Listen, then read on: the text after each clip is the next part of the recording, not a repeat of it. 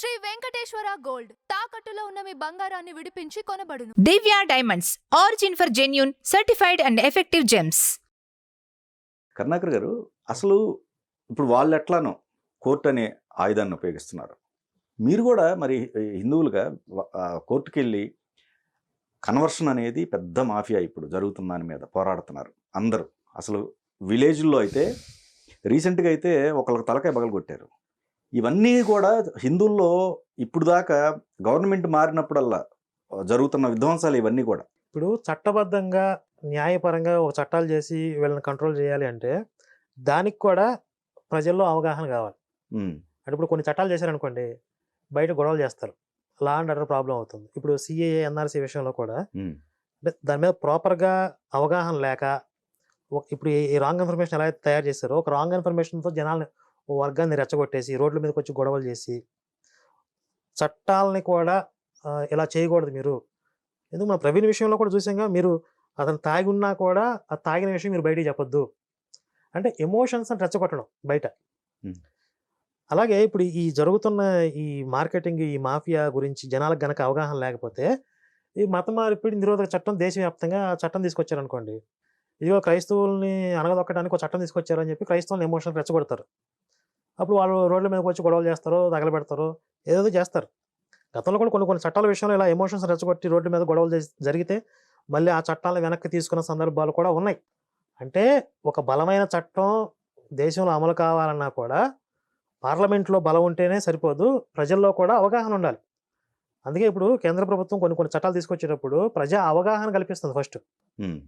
ఇప్పుడు వీళ్ళు సుప్రీంకోర్టు దాకా వెళ్ళి ఈ పిటిషన్లు అవి ఇవి అని చెప్పి ఇంత ఖర్చు పెడుతున్నారంటే ఉత్తినే అవ్వదు కదా, లక్షల రూపాయల ఖర్చుతో కూడుకున్నటువంటి వ్యవహారం కదా ఇదంతా. మరి ఎవరి పర్సనల్ ఇంట్రెస్ట్ లేకుండా ఇన్ని లక్షలు మమ్మల్ని కంట్రోల్ చేయాలి అని చెప్పి ఎందుకు, ఎవరికి ఇంట్రెస్ట్? ఇప్పుడు కొంతమంది అంటూ ఉంటారు, మీరు డబ్బు కోసం చేస్తున్నారో ఈ పని అనేది అంటారు. ఇప్పుడు మా నోరు మూయించడానికే ఇన్ని లక్షలు ఖర్చు పెడుతున్న వీళ్ళు, మేము గనక వీళ్ళతో ములాఖత్ అయ్యి కాంప్రమైజ్ అయితే మాకు ఎన్ని లక్షలు ఇస్తారు చెప్పండి? కోట్లే వస్తాయి, కోట్లలోనే వస్తాయి. అంతే, మేము అందులోకి మతం మారక్కర్లా, అవును, మేము సైలెంట్ అయిపోతాం, మా పని మేము చూసుకొని మీ జోలికి రాము. కరెక్ట్. అంటే వాళ్ళు కోట్ల రూపాయలు ఇవ్వడానికి సిద్ధంగా ఉంటారు. అవును. మరి డబ్బు కోసం చేసేవాళ్ళం అయితే ఆ పని చేసుకుంటాం కదా. ఇక్కడ జాతిని మేలుకొలపాలి, దేశాన్ని రక్షించుకోవాలి, రాబోయే ప్రమాదాలు చాలా భయంకరంగా ఉంటాయని చెప్పి మేము తపన పడదంటే కొంతమంది ఇలా రాళ్ళేసేవాళ్ళు ఈ విధంగా రాళ్ళేస్తూ ఉంటారు. ఇప్పుడు మన చుట్టూ మొత్తం వరల్డ్ తీసుకుంటే ఇన్ని కంట్రీస్ క్రిస్టియన్ కంట్రీస్ ఉన్నాయి, ఇన్ని కంట్రీస్ ఇస్లామిక్ కంట్రీస్. ఈ ఒక్క కంట్రీ దీనికి సంబంధించింది హిందుత్వం అన్నప్పుడు ఎందుకు ఈ కంట్రీని కూడా వదలకుండా దీన్ని కూడా ఇంకో దాంట్లో మార్చాలి? అయితే ఇస్లాం మార్చాలి, లేకపోతే క్రిస్టియన్ మార్చాలి, ఎందుకు అంత కంకణం కట్టుకుంటున్నారు? సామ్రాజ్యవాద మతాలు అంటారు ఇవి. అంటే మత సామ్రాజ్యాన్ని విస్తరించే స్వభావం కలిగిన కొన్ని మతాలు. అవి ధర్మాన్ని విస్తరించవు, నా మతాన్ని వ్యాప్తి చేయాలి, అందరూ నా మతం కిందే ఉండాలి, అందరూ మా గుప్పిట్లో ఉండాలి, ప్రపంచం అంతా మా మతమే ఉండాలి. అలా అని చెప్పి ప్రపంచం అంతా వీళ్ళ మతం అయిపోతే అంతా శాంతి సౌభాగ్యం ఏమైనా ఉంటుందా, మత సామరస్యం ఉంటుందా అంటే మళ్ళీ అందులోనే అంత కలహాలు కొట్టుకు చేస్తారు. అందులో ఇంటర్నల్ గ్రూప్స్ మధ్య యుద్ధాలు జరిగిన చరిత్ర కూడా మనకు తెలుసు. ఎందుకు ఇప్పుడు క్రైస్తవంలో ఎన్నో శాఖోపశాఖలు ఉన్నాయి కదా, అందులో ఒకానొక శాఖ ప్రొటెస్టెంట్. ఈ ప్రొటెస్టెంట్లలోనే ఎన్ని శాఖలు ఉన్నాయి చెప్పండి? ఈ ప్రొటెస్టెంట్లలోనే మళ్ళీ కొన్ని గ్రూపులు. ఇప్పుడు పిడి సుందరరావు బ్యాచ్కి, ఓఫిర్ బ్యాచ్కి పడదు, విజయ్ కుమార్కి, అనీ జాన్సన్కి పడదు, విపి రెడ్డికి ఇంకొకటికి ఎవడికో పడదు, షాలిం రాజుకి వీళ్ళకి పడదు, వీళ్ళు తను చేస్తారు. రేపొద్దున మొత్తం అంత క్రైస్తవం అయిపోతే అంత బ్రహ్మాండంగా ఉంటుందని చెప్పి చెప్పినా కూడా ఇప్పుడున్న క్రైస్తవంలోనే ఎన్ని రకాల గొడవలు, కొట్లాట్లు ఉన్నాయి చూశారు కదా. అంటే దేశం మొత్తం వీళ్ళ మతంగా మార్చేసినా కూడా ఫ్యూచర్లో రక్తపాతమే జరిగింది.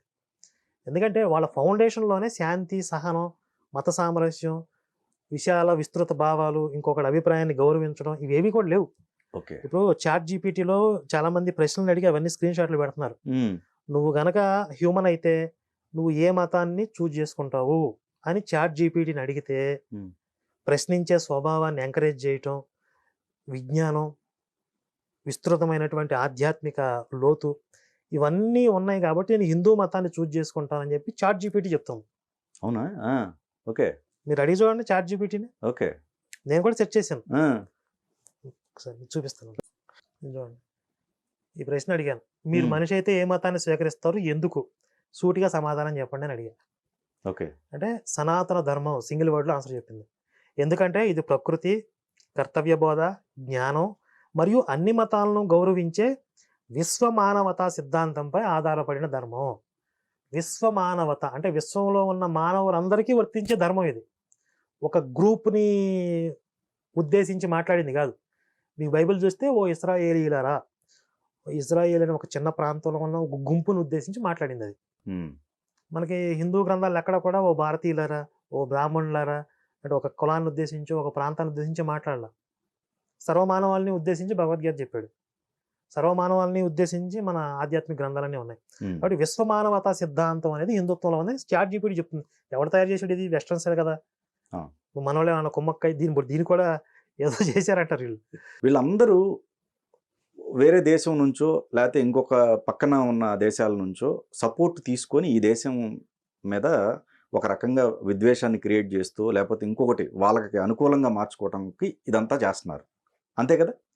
అన్డౌటెడ్ చాలా కారణాలు ఉంటాయండి. వాళ్ళు ఇప్పుడు ఒకటి మతం పేరుతో వ్యాపారం ముడిపడి ఉంటుంది. వాళ్ళ వ్యాపారం డెవలప్ చేసుకోవటం, మతానికి రాజ్యాధికారానికి లింక్ పెడతారు. వాళ్ళ మతాన్ని వ్యాప్తి చేసుకుని వాళ్ళకి కావాల్సినట్టుగా గవర్నమెంట్ ని ఫామ్ చేసుకోవటం, చాలా కారణాలు ఉంటాయి. ఒక దేశాన్ని గుప్పెట్లో పెట్టుకోవటం. రైట్. ఇక్కడ రాజకీయం అన్నారు. ఇప్పుడు మీరు మొన్న ఈ మధ్య కూడా అవసరమైతే హిందువులందరం కూడా మా స్ట్రెంగ్త్ని ఎవరైతే ఉన్నారో వాళ్ళకే మేము పట్టం కడతాం, వాళ్ళనే మేము ఎంచుకుంటాం ఇక నుంచి అని చెప్పేసి ఆ స్లోగన్ని బయటికి తీసుకొస్తాం గట్టిగా అన్నారు. వన్స్ అది తీసుకొస్తే చట్టసభల్లో మీరు ఏదైతే నిర్మాణం చేసుకుంటారో అది చేసుకోలేరా? ఖచ్చితంగా ఇప్పుడున్న స్ట్రెంగ్త్తో హిందువులు శాసించగలరు. కానీ ఇప్పుడు జరిగిన చరిత్ర గురించి కానీ జరగబోయే పరిణామాల గురించి కానీ చాలా మందికి అవగాహన లేదు. ఇప్పుడు పవన్ కళ్యాణ్ లాంటి ఒక అగ్రస్థాయి సినిమా హీరో కావచ్చు, మంచి పొలిటీషియన్, ఉప ముఖ్యమంత్రి స్థానంలో ఉన్న పవన్ కళ్యాణ్ గారు కూడా ఇప్పుడు హరిహర వీరమల్లు సినిమాలో చరిత్రలో జరిగిన దారుణాల గురించి మాట్లాడుతున్నారు. ఒకప్పుడు ఈ దేశంలో హిందువుగా బ్రతకాలంటే పన్ను కట్టాల్సి వచ్చింది. ఇది చాలా మందికి తెలియదు. ఒకవేళ ఎవరైనా చెప్పినా ఎందుకు జరుగుంటుంది ఇలాగా, అదంతా అబద్ధంలో ఎవడో ఏదో చెప్తున్నాడు. కానీ పవన్ కళ్యాణ్ లాంటి వ్యక్తి చెప్తున్నారని నమ్ముతారు కదా ఇప్పుడు. మరి ఆయన ఉత్తినే చెప్తారా ఆధారాలు లేకుండా?